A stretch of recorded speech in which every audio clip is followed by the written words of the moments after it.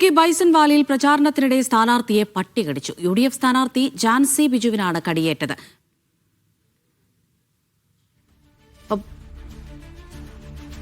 മുഹമ്മദ് ആഷിഖ് വിവരങ്ങൾ നൽകാനായി ചേരുന്നുണ്ട്. ആഷിഖ്, എന്താണ് അവിടെ സംഭവിച്ചത്? അമൃത, രസകരമായ ഒരു സംഭവമാണ്.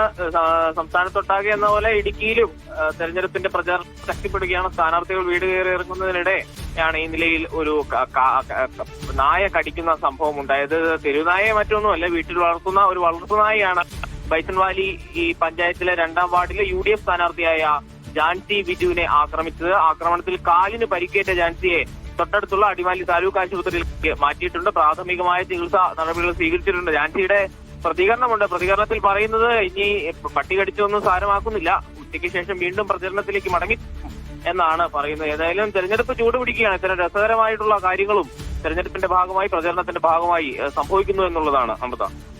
ശരി ആഷിഖ്.